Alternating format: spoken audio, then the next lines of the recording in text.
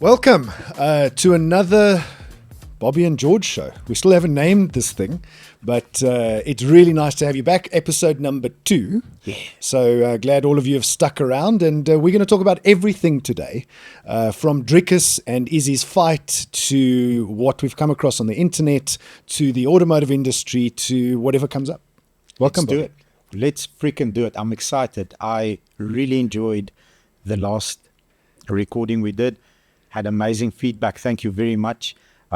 Because you guys gave me positive feedback and lots of positive feedback to Mr. Georgia, we'll continue doing it and we'll continue improving and hopefully deliver more captivating content, deeper conversations. Hopefully I can make you laugh a little bit as well. I'll try my very best.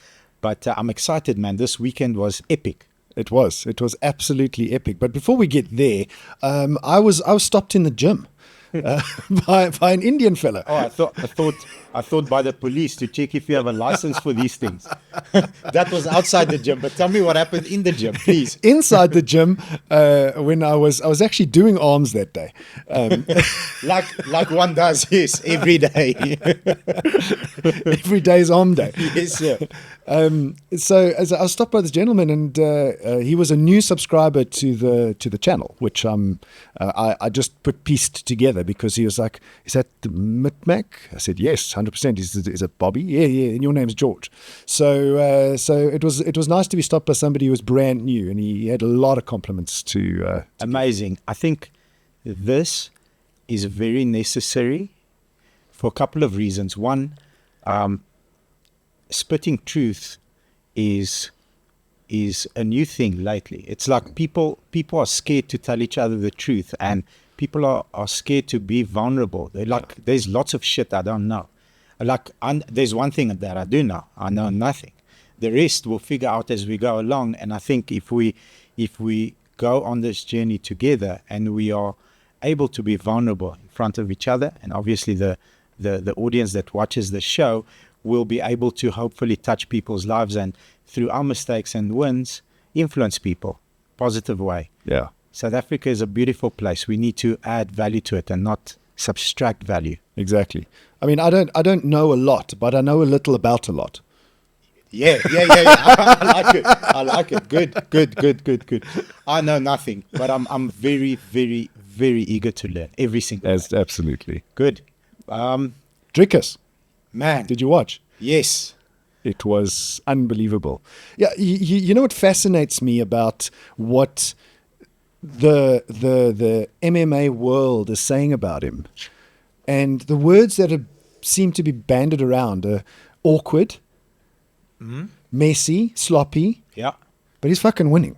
He's dominating. He's absolutely dominating. I mean, do you think that the negativity around his style is because of fear and envy? Or, is he really messy in his fighting? I mean, I know nothing about MMA fighting, zero. So I think it goes hand in hand. Being famous will automatically deliver hate. So you can't be famous without being hated. It doesn't matter.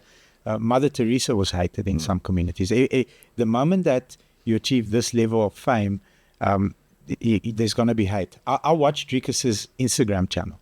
So I'm a little bit but in a nice way, jealous of the way that his Instagram channel is growing. Yeah. So before he became middleweight champ, he had about 300,000 subscribers, which is it's big in itself in South Africa. It's a prop, and then 500. And the day of him winning or defending his title, it grew by 100,000 subscribers. I'm like. I'm sorry, man. I can't face Adesanya, serial killer, but I wish my Instagram channel grew that fast. So maybe it will if you face him. Yeah. Oh, maybe. Yeah. People laugh at me. I promise you, I lost 10 seconds. I'll bite you, bro. But anyway, outside of biting, then I won't remember much. But Mike Tyson style. I'll bite you. I'll just clench and bite you until you tap. Bite some tattoos off. And that's the pressure that I can't stop thinking about. Maybe you can help me with this because I'm struggling. The pressure for him on that day, I always put myself in that position. what is the scariest? In my opinion, he's a professional fighter. He's fought all his life. The fighting part, in my opinion, is not the pressure, because he's used to being hit. He got hit a lot when he won. He just moved forward and got hit. So it's not being hit. It's not being knocked out. He doesn't have a glass jaw. He is facing an absolute freaking phenomenon. Easy is, I love his style. I love the cockiness. I love the arrogance. I love the, he speaks life into his words. Like, I'm going to come and I'm going to try and kill you. I'm going to kill you. And that's scary. So is the pressure there, or is the pressure by being hated? And yes, am I really messy? Because if you let that get to you, then maybe he becomes messy, and in my opinion he's not. It's just a different style. I think his unique competitive advantage is not being perfect.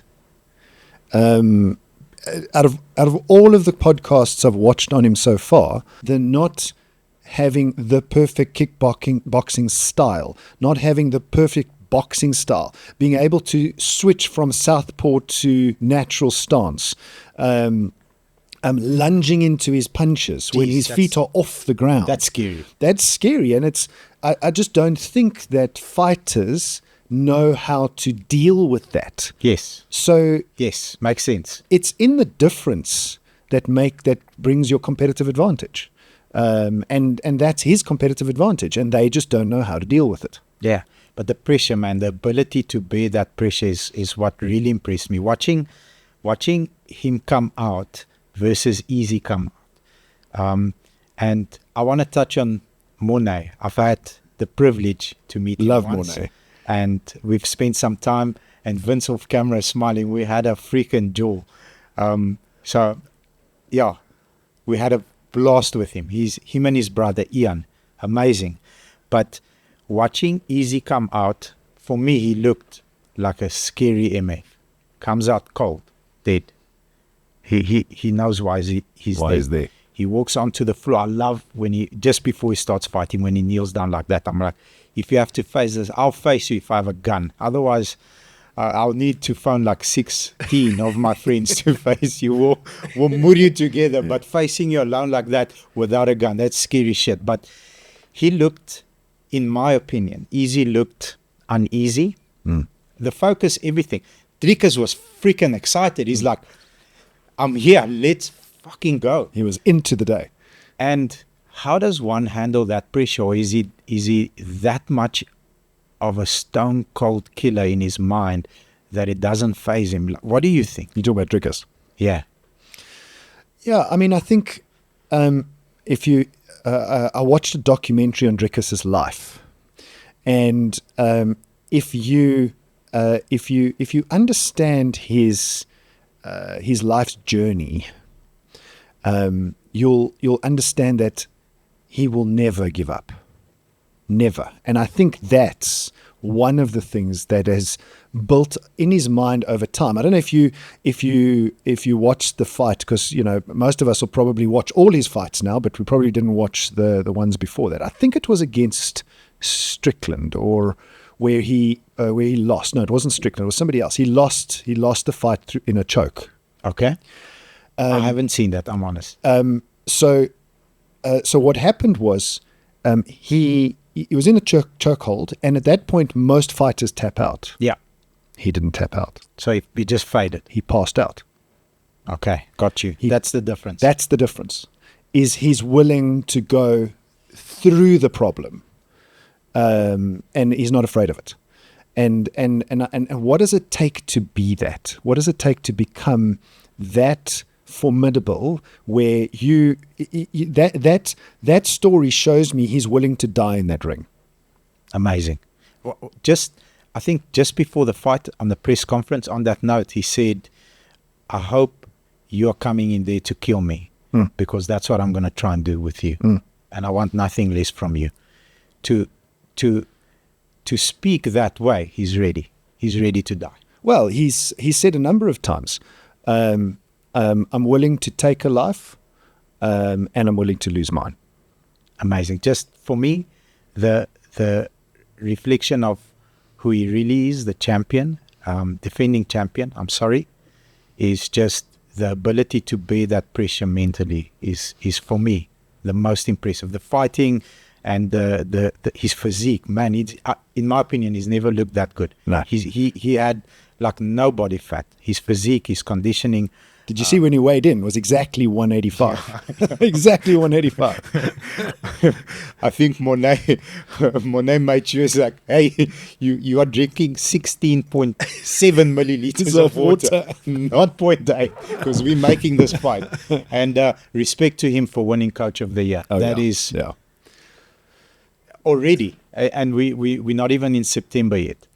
I think that a large part of anybody's success, you asked about how do you bear that, is the structure around you, and I've visited CIT and I've spent time with Mornay, and at the ring after Dricus's last fight. Dricus was there training, and I was talking to Mornay, and I was watching Dricus train. And just that camaraderie amongst all those people there that were training, they were all equally training at the same level. Doesn't matter that Dricus was there. Wow. All of them were equally training at the same level, same pace, doing the same things, almost like a brotherhood. Which I think that structure around you, to answer part of your question, is important to having that, bearing that pressure or having that mindset. Makes sense. The Mott Penna, who also fights out of UFC, he's a lightweight, if I'm not mistaken. He fights in the lightweight division. Yeah, featherweight, I'm sorry. We've had him on the show before, and he's got a very interesting history. His grandfather was part of the Ugandan revolution. Yes, part of the Ugandan. So his mom traveled all the way down from Uganda, made it into South Africa, and that's the two things on the Mott. It's the hardest man I've ever felt. He feels like he's solid. He feels like this. He feels like the stable, and one of the most intelligent people that I've ever spoken to. IQ is through the roof. Oh wow! It was amazing, and I can relate to what you're saying, because that's one person that's in Dricus's ear. Yeah, I know they're tight, even though they not only fight out of the same gym, but they're tight. They're brothers as well. So it makes sense what you're saying, having that camaraderie to help you with that pressure. Yeah, and that structure around you, and I think Mornay has created that environment. He's created that brotherhood at that gym. Yeah, man, big up, respect, Mr. Mornay, Mr. Dricus. Love to meet you one day, and just the way in which he pushes South Africa proudly. It doesn't matter who you are watching him, black, white, colored, Indian, alien. Everybody's proud of South Africa because of how he showed up, and most importantly, lots of people can't win.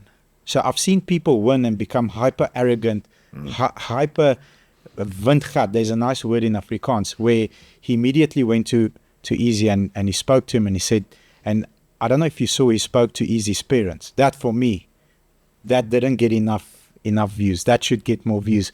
And he thanked his mom and dad for raising a warrior. Man, I get goosebumps when I heard that. It's like, respect, bro. But did you see Izzy turned from bad-mouthing Dricus badly to now being a fan? But do you think he turned that way because of the way he showed up after he won? I think it's because potentially of Dricus's consistency, and then explaining himself, explaining what he really meant, and then also the way he, like you say, the way he treated Izzy after the fight, gave him the jacket, yes, spoke to his parents. It's the trash talk that Dricus is not doing like the other MMA fighters are doing as much, and especially afterwards. He's being a gentleman. Yeah. A gentleman warrior. Yeah. So I can't remember who said this, but I think it's Jordan Peterson. You have to be a killer but know how to control it. Yeah. A gardener, Bruce Lee also said this similar thing. A warrior in a garden is better than a gardener in a war. That was So- Bruce Lee. Yeah. It's so true. Amazing. Man, big ups, respect. Absolutely. Proud to be South African. It is. It's a nice time to be South African. Yeah. Springboks, Springboks, Dricus, Summer. Suns out, guns out. On that note, before you've got some cool stuff that we're going to unpack on Cruise the Internet. But on that note, I've processed something this week, and we've spoken about it many times about entitlement, and I've had to actually fire someone this week, and it's a two-part problem, and it's someone that I really like really, really like. It's a young person, has a similar background to me, comes out of poverty, comes out of not the ideal circumstances, and I really tried to mentor this person. So did the rest of the team, by the way, not only me. So, it takes a village to raise a man or a woman, and we're a village in our company trying to raise good men and women. And things happened, and because it's a young person, and I think young males, maybe not all, but me as well, until the age of 25, 26, my frontal cortex, that's what it's called, right, is not yet developed. So I've got my monkey brain. It was off. Yeah, it wasn't even there. Never mind, off. Not that it's on now, but it's starting to develop. But a young person's ability to reason and process issues is like a chess game, knowing what the first move is. That's why grand master chess players become that good later on in life. So there was a lot of entitlement in this particular engagement, and I see it a lot with young people. I don't know if you see it every day. I see it more and more now. Than you used to. Than I used to. Why? Yeah. I mean, I'm a decent age. I'm midway through life. 33. But Looking 26. But I think a lot of the entitlement is because kids aren't growing up in the hard times that we grew up in. A lot of kids are not growing up in that environment. They're very protected. I mean, I was out on my fucking bicycle breaking stuff and falling all over the place. And when did I have to come home? When the street lights came on. Getting into brawls and fights with other boys, and you don't get that anymore. And on your point, I just want to make a very I don't want the guys to miss this. It doesn't mean that you are protected by you coming out of a wealthy family. It's got zero to do with money. Zero. Yeah, I agree. I came out of a poor family. I agree. So it's not being raised by a rich mom and dad and being protected and cuddled that way. You can be middle class, you can be lower class, and be cuddled and protected, Yes. and not be prepared for the world. Sorry to have No, interrupted. exactly right. So it's got zero to do with money. It's got to do with I think a lot of the kids of today are very, very protected from themselves. From themselves, yes. Makes And sense. we weren't protected from ourselves. We do dumb shit and then bear the consequence. Yes. Kids of today are not bearing the consequences because they're protected, and then life just starts to happen where it's almost like these blinkers are on. You grow up in a world where you haven't seen the world, and maybe this young gentleman has not really seen the real world. So I said to him something that I thought landed, but it didn't. But maybe it lands on someone watching this. Your parents and your loved ones, your immediate family, have to love you, because it comes with the territory, right? Your mom, your dad have to love you. If you're blessed to have mom and dad still, they have to love you. The world doesn't have to love you. You don't demand. The more you love. win, the more the world's going to fucking hate you. Yes, number one. And number two, also on that point, you have to give them a reason to respect you. You know, sorry, you got to give them a reason to respect you. But before you get there, there's this thing I learned a little while ago called the tall poppy syndrome. Tall poppy, like poppy seeds, tall poppy syndrome. There's poppy's a plant. A plant, okay? Yeah, so I think poppy seeds come out of tall poppy syndrome. The moment one poppy sticks its head out, they cut it off. And that's, I think, what the young people today don't experience, is they don't experience the consequence of success and then failure. They don't experience that failure enough. And then the overconfidence, I think, grows in a protected environment. And then that overconfidence, the person hasn't seen failure, and the first failure is a disaster. Boom. Boom. Whole world blows up. I think it's time for another. out of that, that's a bomb right there. The whole world blows up because you've been cuddled and protected so much that you haven't really experienced failure. So emotionally, you're not ready to deal with it. Yes. And what do most people do? They run away. Yeah. I mean, when we were growing up, and you've rode your bike 30 minutes from home, and you fall and you break something on your body, you got to deal with that consequence there, because there's no cell phone to phone an ambulance to fetch you, or your mom to fetch you, or You need to make your way back. you're going to make your way back bleeding. Amazing. So, yeah, it's just, it's the oldest saying, and my dad always used to say this to me. He says, Bobs,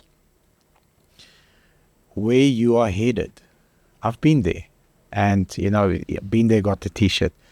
The challenge is, when he says that to me at 21, I'm like, what do you know? You didn't even have internet. Where it's actually so true. And the moment that I said it to this young man and it didn't land, I can't blame him, because I was that way too. So sometimes you need to make those mistakes to build up not the IQ, it's not an IQ problem, it's an EQ problem, to build up the what happens in the second and third move of the chess game. And hopefully, I believe in you. You know who you are. You do watch our show, everything that we do, and I believe in you. And I really, really, really want you to grab this lesson and see you successful in a couple of years, which you will be, because you're a beast. So I mean, I've, like you, Bobby, been leading people for a very long time. About just on 30 years. Since you were 3. Since I was 3, exactly. And I've had to let a number of people go over that 30-year period. And I'll never forget a conversation I had with a young gentleman as well. Must be about a decade, maybe a little bit longer now. Was at Auto Trader. And I sat having a conversation with this gentleman, because he was constantly underperforming. He was on the right bus. His culture fit was fit, but he was on the wrong seat. He was doing the wrong job. He just didn't have what it took to do that job. Was he in sales? Yes. In sales. Sales is difficult. It's difficult. And I sat having a conversation with this gentleman, and eventually he resigned. I didn't have to go through the ugly part of the HR process in order to performance manage him. He resigned. And a couple of years later, he came back, not to work for the business, to come and visit. Okay. And it turned out that he started his own business. Wow. He was doing better than he ever did having a job, ever. And it proves to me that failure in one area isn't a failure in life. It just means that you're potentially doing the wrong thing. in that moment in time. Amazing. Yeah. So right bus, right seat, Right bus, wrong seat. and wrong seat is a completely different outcome. Exactly. Amazing. I'm excited to unpack those topics that So I was that we trawling. I was discussed. trawling the internet. Troll the internet. Troll That's what we call this Trawling the section. internet. This was during what should have been DMN, default mode network time, which is boredom time. Okay. But then I ended up on Instagram doom scrolling like an idiot. And the first thing I came We all do sometimes. Yeah. First thing I came across was a German startup freezing dead bodies to revive them in the future for $200,000. So in Europe, the first cryopreservation startup called Tomorrow Bio offers to freeze your body in liquid nitrogen, hoping future technology will revive you. Despite the $220,000 price tag, $81,000 if you just want your brain preserved. Over 650 customers have signed up. These are living customers. Obviously, dead customer can't sign up. 650 people signed up. Like, Have signed up. Count So, me in. so Let's go. 650 times $220,000. This company was founded in 2020, so they've been around a while. It's a German company. They've already cryopreserved 6 people and 5 pets, with plans to expand to the US. The process begins immediately after death, with a specialized ambulance team cooling the body to minus 80 degrees Celsius and replacing bodily fluids with cryoprotectant agents. The body is then stored long-term in a Swiss facility at minus 196 degrees Celsius. Tomorrow Bio offers hope for life extension and the possibility of one day being revived when science allows. This reminds me of a movie with, I think it was with Sylvester Stallone, if I'm Yeah, not there's been mistaken. a few with Yes. cryo freezing. Would you do that? I suppose when you're dead, you don't know. So what's the harm? If you've got $220,000, I'd likely spend it on that than, let my kids squander it. I love it. So, like, for me, death is like you're going to sleep. Yeah. So you're going to sleep unless it's something painful and awful, like a car accident and you suffer or whatever. But let's say natural, going to sleep. And I always say to myself, like, this important day is one sleep away. So I'm going to, and for me, because I don't dream. I I haven't had a dream, a nightmare. I don't know what that's like. I don't dream at all. So for me, when I shut my eyes up, down, and then You're gone. I'm gone. I wake up and let's roll. So whether Well, you do dream, right? You just don't remember them. Everybody dreams. probably, Yeah. I like Because I also don't remember my dreams. I've never since a child. there might have been 1 or 2 dreams that I've remembered, but they're replays of something that has actually happened.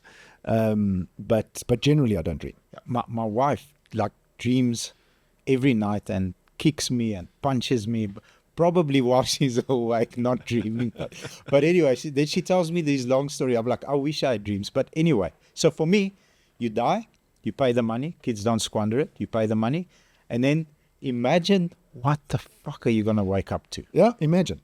Whether the technology will ever exist, maybe it's a scam. Maybe these guys are scamming you, like give me the money and we'll freeze you, and then like probably they burn you and you go somewhere. Well, you're not going to know, right? You'll never know. You're never gonna know. There's no comebacks. There's no. I mean, shit. We never figured this shit You out. can't Sorry, sue guys. them. How you gonna sue them? So that's probably a good, ROI is. But you wake up. What the hell do you wake up to in 150 years? Because we've spoken about this. Technology today has never been faster, and it will never be this slow again. Exactly. So what does it look like in 150 years after one sleep? I mean, you imagine 150 years ago today.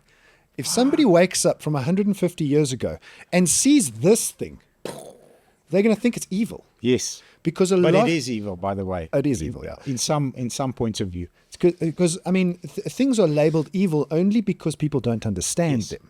That's one of the major reasons. Yes. Is people don't understand it. And right now, no cable attached, and I can talk to Vince from 100 k's away. That's In real time. In real time. That's magic, Imagine black what, magic. Imagine what we'll have in 150 years. I would do it. Sign me up. I don't have kids, so no one to squander it. I'm in. Wake me up and I just hope they still cars, because I still like cars. And then the other thing of trawling the internet that I came across was Andrew Tate. Whoa, top And, G. Top G. He was saying that what overcomes gravity? Speed. Speed of. I mean, I've got a pilot's license, and I understand when you put air over a wing at a certain speed, you're going to generate lift. And he was saying that if you're going fast enough, gravity doesn't matter. It just doesn't matter. I think handling problems, looking at it from that lens, handling problems while you're going fast makes it seem almost every problem is insignificant. It will resolve itself the moment you slow down. So I'm going to relate to what you said with sales. When our sales are very high, like nothing phases me. The level of complexity of problems that I was able to resolve when we're doing really, really well is like I'm a magician, man. And I think it's that mental preparation, or that mental talk that whatever I touch turns to gold or salt. But when sales are slower and I'm not moving as fast as possible, creating that lift, everything is hard. Yeah. But I think you touched on it there, and that is that mental state that you're in is all perspective, and that's perspective around everything you touch turns to gold or sold, is either positive or negative self-talk. And if you read some of the psychology circles, positive self-talk gets you momentum. So, for instance, I'm coming here this morning, and I was late. I'm sorry. And it wasn't my fault. It was the traffic's fault. Yes, I could have left earlier, but what must I spend 2 hours getting to Mit Mak Town? So success is really defined in terms of, or should I say the foundation of success is defined in terms of how you talk to yourself. So on the way here, I phone you, Bobby, I'm really sorry. This is what the GPS says. How many times have you found yourself late for something, and then what do you start doing in your own head? Negative talk. Negative self-talk. Yeah. And that negative self-talk sets you up for failure. Agree. Because everything becomes negative. Everything in your day becomes negative. Perhaps you should say, this happened for me, because if there wasn't traffic, maybe there's a guy, this is how I process issues, maybe there's a guy like Bobby does sometimes, checks a WhatsApp or checks something on his phone and misses a red robot and drives into you and plows into you and kills you. So maybe that's why. Always a reason. Yeah. But that's positive self-talk, right? So you can frame it any way you like. It's positive self-talk. Is taking a 50,000-foot view, looking at the situation and finding the positives. Okay, I've phoned Bobby. I've communicated with him, told him the time that I'm likely to get there. It is what it is. All right, what else can I do? I can be bored. I can use the time to reset my brain. So there's a concept that we spoke off camera that's very fascinating. Can you unpack it a little bit? Because how do you go from this to this? And we don't, because normally we right bang in the middle. Yeah. So please, I would love the audience. I had to look it up because I keep forgetting the name. It's called your default mode network. So I can use the analogy in terms of hot and cold water. If you put your hand in water, whether it's hot or whether it's cold, can you tell me what the temperature is? No, you can't. You can't. You can't. You can take a guess, but you can't. No. All right. So let me unpack it in a different way. Take your hand. You can try this at home. Just don't burn yourself or freeze yourself. For $200,000, you can freeze. I can freeze you. Put your hand in a bucket of ice water for 2 or 3 minutes.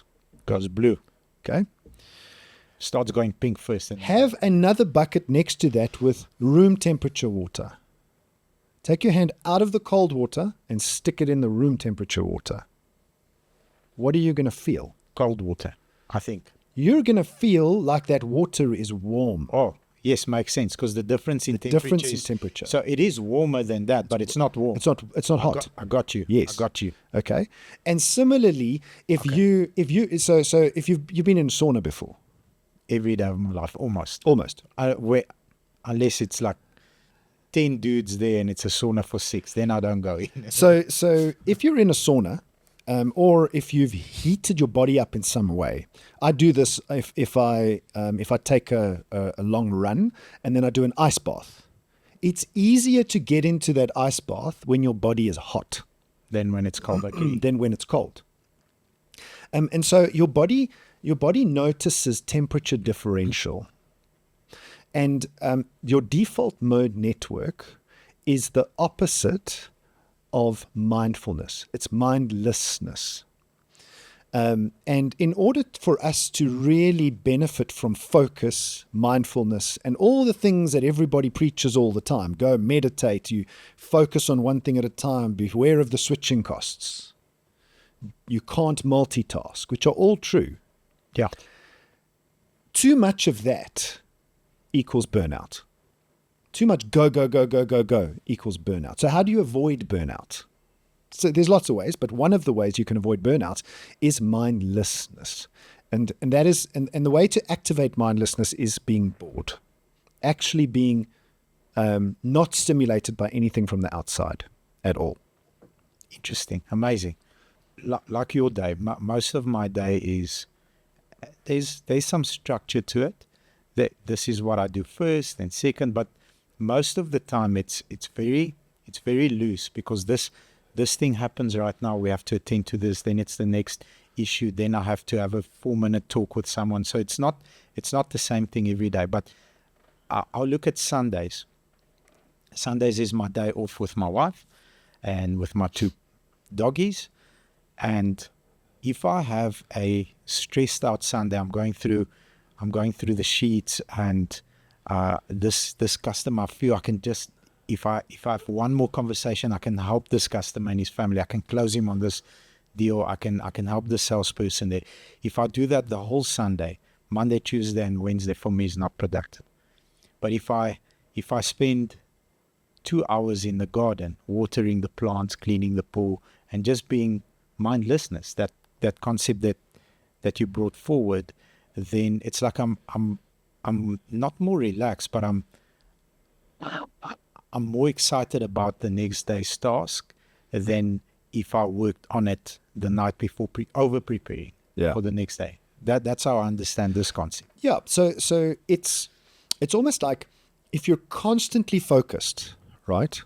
There is an opportunity cost.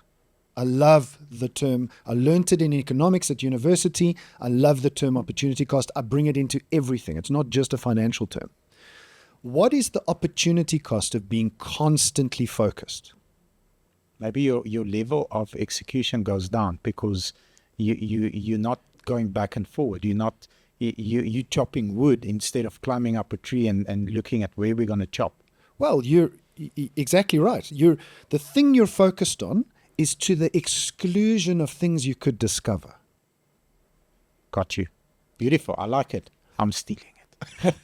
So what you're focused on, the opportunity cost, is to the exclusion of things you could discover, right? When you're mindless, so when you sit back and you don't let outside stimuli stimulate you, right? You just, in your own head, you're not practicing meditation, because meditation is bringing your thoughts to the here and now, that sort of practice. It's really just letting your mind run about what if, just being bored, absolutely looking at the fucking sky, being bored.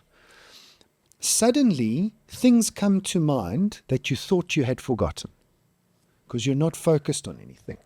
Watering the garden is a good example. It's mindless. Yeah. Driving is another. Driving is what I use to be mindless. Nothing going on in the car except for maybe sometimes if I get too bored, I use ChatGPT. But being mindless while driving. There's different things stimulate different people in different ways. Or should I say, create that mindlessness environment. And then you start to realize, oh, hold on a second, I haven't thought about that for a long time. Why? Because I've been too focused on this. Boom. A good idea comes up. And then that's when your creativity really happens. Is when you're mindless, not mindful. Love it. Thank you. That will help a lot of people. That really will. What's the third topic? Third topic is we're talking about trawling the internet. Trawling the internet. The third topic was this is a man steals $122 million from Facebook and Google by simply sending them random invoices. My man. I mean, how does that even happen? How do you? You're a CA. You are very fit and qualified to answer this question. How? Well, I think when big businesses, right, a business gets so big and there's so many corporate systems that the system becomes the problem. So the monster that is the system becomes the problem. Things are dealt with in a systematic way every time, all the time. And most big businesses deal with things at a materiality level. So, for instance, if you're dealing with millions of dollars worth of payments every day and you get a $10,000 bill, no problem. It's immaterial. And obviously this guy's hyper creative, talented. So he's got some insider info, or maybe there was an insider there, but that's not what the story says. And he knows that maybe we should put this invoice on this date because these are the payment runs that they do. Maybe if it's a changed bank account number, because that's happened to a friend of mine. He buys vehicles from a supplier, received an email that the banking details have changed. Said, cool, the email's legitimate, pays 876,000 Rand to that supplier, and it goes into a different account. And the supplier doesn't deliver the vehicles and says, sorry, but you paid the wrong account number. Your account lady made a mistake. He said, no, we received this email. Anyway, he ended up, because he's a G, he ended up retrieving the money. I don't know how. I said, I don't want to know. He says, no, I got my money, but he's got a foreign accent. So I'm not going to disclose who he is, but he got his money. He got a hold of the people and they refunded him the money. But maybe something like that. So talking about that, how do you avoid as a business or as a person, how do you avoid paying money into the wrong bank account? How do we do it? No. How does you do it generally? I mean, if you have the trick, then I'd love to hear. But I have a trick. So I'll give you a few instances where some of my colleagues got caught, and what I've learned from it, and how we adapted, and then. But that's how we do it. Potentially, well, obviously you'll have a better way. But one of my friends at VW, big VW, sends out an email for a VW transporter. The email gets intercepted, the banking details get changed, then the email gets delivered. And it happens like this. It happens in an instant. The dude pays, sends the proof of payment back. That gets intercepted. The banking details on the account details on the proof of payment get changed, and it delivers to VW. They deliver the bus. Right.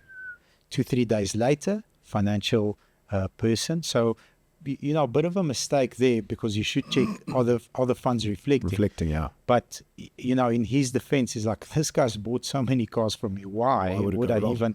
So from that day on, we don't deliver banking details on email, just on WhatsApp as a PDF. So that's what we do. Why on WhatsApp? Because I feel and I think WhatsApp is encrypted. So nothing's impossible. So that's the trick. Okay. Is WhatsApp is end-to-end encrypted. Yeah. You can't intercept the communication. An email you can. Email you can. Okay. So that's your advice as well. Exactly. Okay. So that's my advice. Use WhatsApp to deliver banking details. Yeah. Always. Never use email. Yeah. Never. If somebody sends me an invoice to pay, I'll ask them, please WhatsApp it to me. Yes. Because I know WhatsApp is end-to-end encrypted. And then there's another, which you can't do in a business every single day, but maybe you can, is once you receive the WhatsApp, pick up the phone, please read your banking details to me. Okay.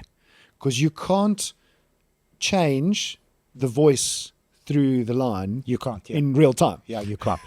I don't think someone in Lagos is that good. And then you shouldn't fall prey to this kind of thing. But anyway, back to just sending a business an invoice and then paying. Yeah. I mean, has your business ever done that? No. We've been very fortunate, but one thing which I'm embarrassed about, but I'll speak about it because it's a lesson, is we went through a stage where we went through we made a mistake and hired a couple of people that were not a culture fit in the buying department.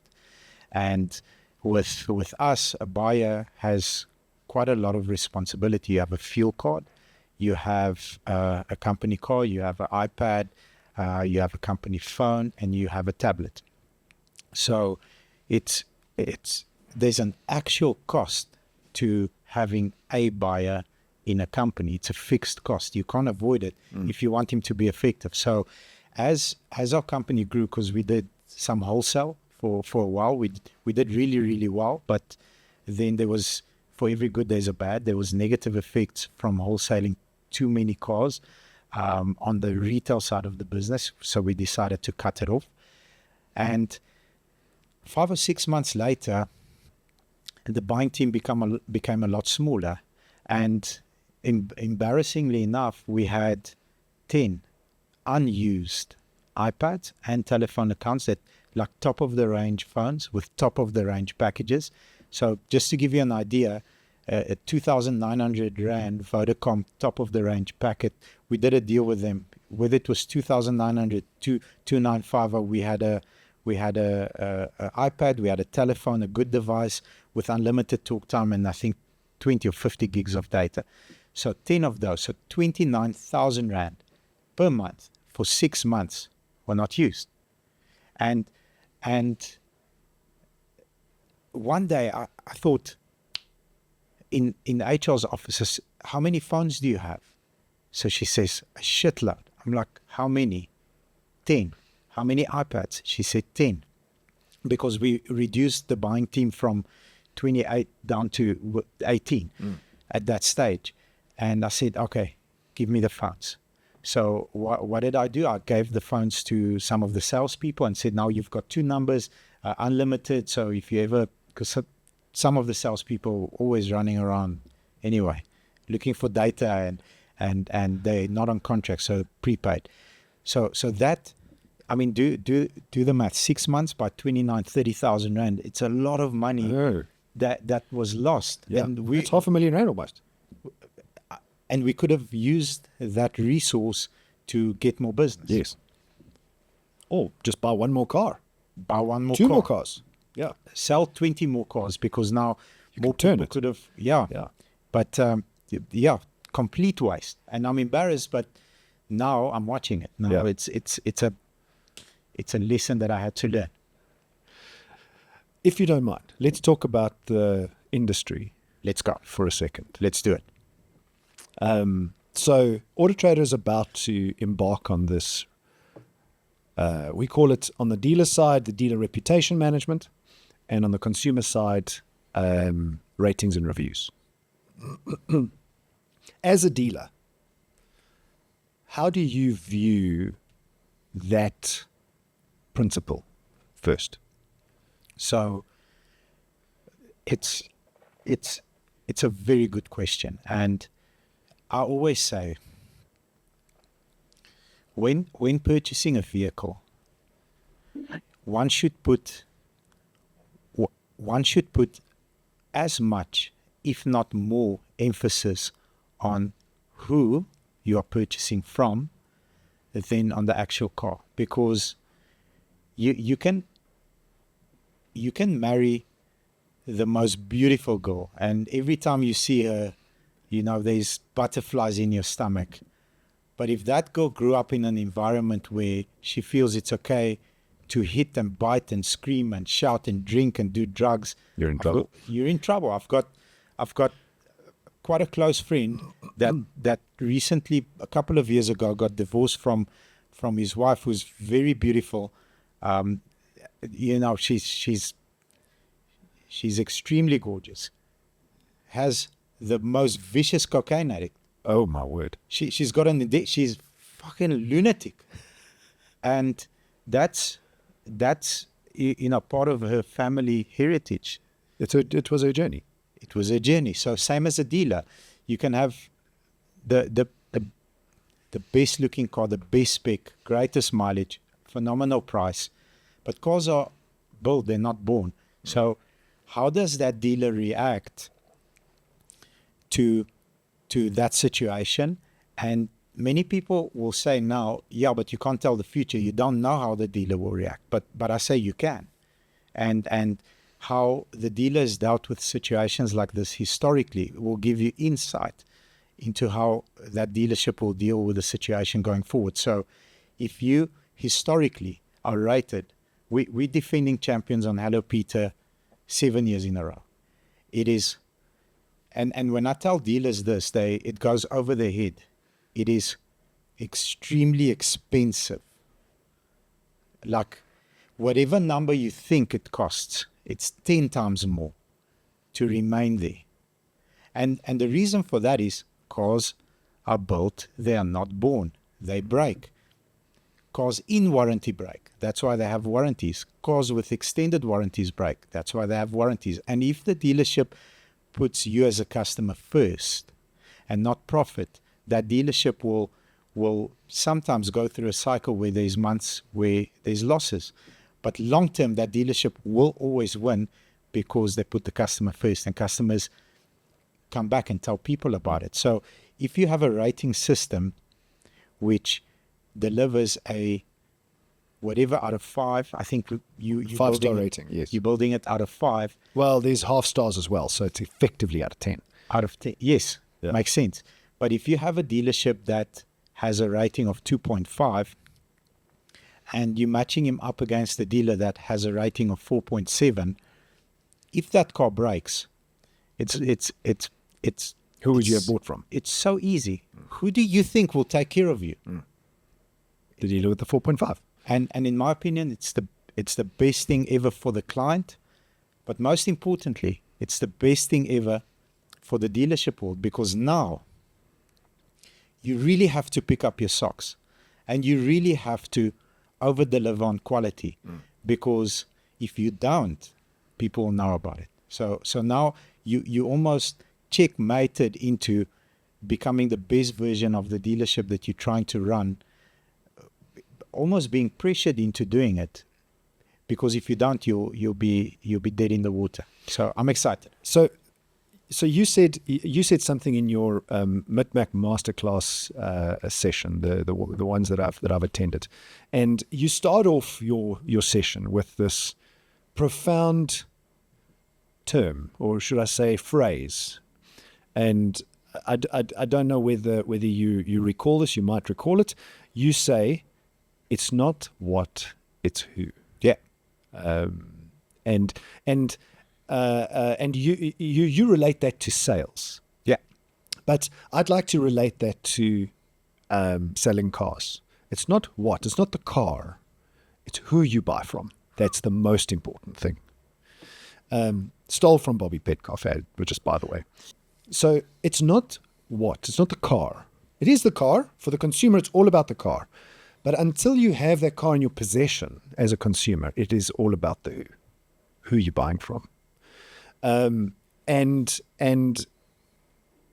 we want to build a system that takes the bullshit off places like Hello Peter, Facebook, Google reviews, where it's properly moderated by a team of people in our business that is in the automotive industry, understands the challenges. Yeah.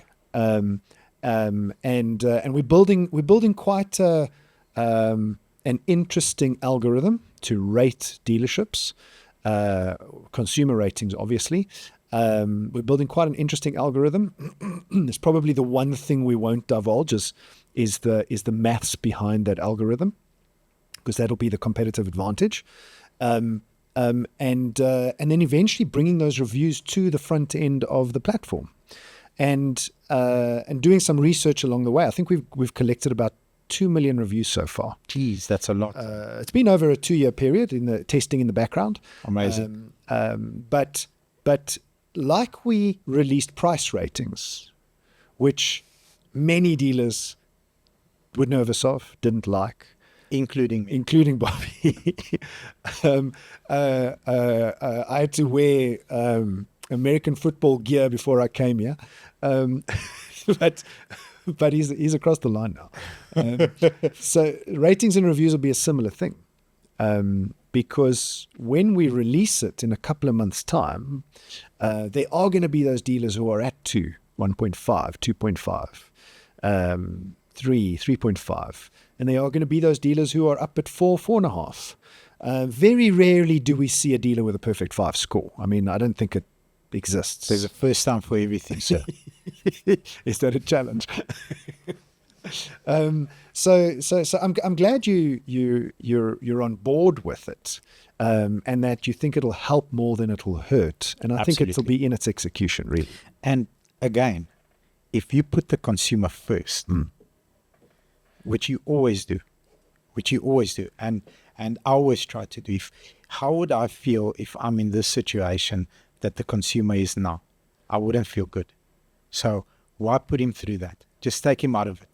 And we've in the beginning of the conversation, I said to you, the dealer network does not understand what it took from us as a team, as a company, man hours and monetary value to defend 7 years in a row, number 1 on Hello Peter. It's the most painful thing that I can think of, times 10. But when a customer buys from us now, they know that they have the reputation of backing of this company, who always tries to do we never get it right all the time, and there's no 5-star. But a friend of ours, which you introduced me to through some trouble that I was going with, said to me, Bobby, you can never get it right all the time. The key is to remain honorable. And when you get it wrong, admit fault and give a detailed plan on how you plan to fix the problem, and also make sure that the problem doesn't occur again. Yeah. So as long as the dealerships remain honorable, we have 1-star reviews. We have 1-star reviews. And on you saying where you're going to do it right is very important, because the rest of the rating platforms, in my opinion, are very flawed. All of them. Facebook, Google, Hello Peter, they're flawed this way. We've had a customer threaten us. Vince has bought pre-workout, protein powder, creatine, and delivered groceries to that customer's home, because that specific customer said that if you don't do that, I'm going to write this, which is not true. And the more we complain... What a nice way to shop. Yeah. So we've done groceries, we've done, we've done protein powder. I've done countless services on a Sunday. A couple of weeks ago, the guy said to me, this car doesn't have a service plan. I said, sir, I don't know. Give me the reg. I said, sir, you signed here. It had a service plan for 15, 30, 45. So the 60 you have to pay for, the 45 was taken care of. No, you'll pay for the service. I said, sir, you signed for it. He says, you will pay for the service. 10 minutes later, hello, Peter, 1-star review. The CEO is a crook and it's not honorable and he lied to me. This company is a joke. So because they understand how to inflict pain, they bully. And And just being a bully. and eventually they are improving. But I know in the instance of Auto Trader, there will be a landing or I don't know what it's called, a Moderation process. moderation process where there will be a little bit of an exchange, and if there's bullying found, it won't reflect. No. Because that's a bully. That guy says, Absolutely. pay for my service or you get a 1-star. So what we don't want to do is we don't want to play Judge, jury, and executioner. We yeah. don't want to play judge, jury, and executioner, but we will put, because we you said we always put the consumer first, and I don't know if you've probably come across the term, the customer's always right. Not always. Well, I've got an extension to that. Yeah. The customer's always right until they're not. Until they're not.